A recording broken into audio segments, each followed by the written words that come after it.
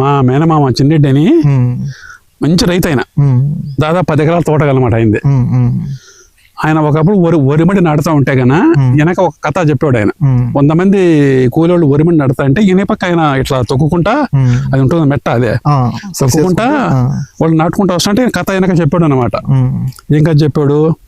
అపూర్వ చింతామణి, బట్టి విక్రమార్కుడు, ఇలా మంచి మంచి కథలు చెప్పాడు అనమాట ఆయన. అంటే సినిమాలు కన్నా అద్భుతంగా చెప్పాడు అనమాట కథ ఆయన. అది మహాచరిత్ర కదా, మహాచరిత్ర అపూర్వ చింతామణి, సహస్ర చిరక్షేత్ర అపూర్వ చింతామణి కథ అని ఒక పెద్ద కథ ఉండే, అది అద్భుతంగా చెప్పాడు ఆయన.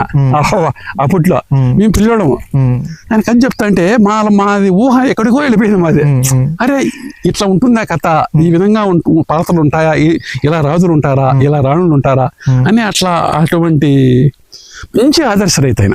స్క్రీన్ ప్లే మొత్తం మాటల్లోనే, స్క్రీన్ ప్లే. ఇప్పుడు మనకు రాజమౌళి గారు ఎట్లా బాహుబలి సినిమా తీసినాడు, అప్పట్లో ఈ 30 ఏళ్ల ముందు ఆయన ఆ కథ చెప్పాడు. అర్థం కదా, అన్ని చెప్పే మాటలు నోటితో చెప్పాడు. మనకు దాన్ని అట్లా ఊహించుకుంటే ఆ విధంగా ఉండేది అనమాట. అటువంటి రైతు ఆయన. ఒకరోజు ఇట్లే కథ చెప్తా ఉంటే వరిమడి నాటుతూ ఉన్నారు.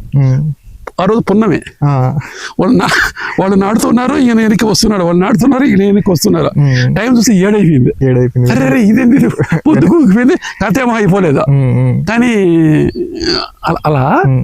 అలాంటి రైతులు కూడా ఈరోజు నిస్సహాయ స్థితిలోకి వెళ్ళిపోయి మామిడి తోటలు అమ్ముకుండే పరిస్థితి వచ్చేసింది. నిరుత్సాహం అయిపోయి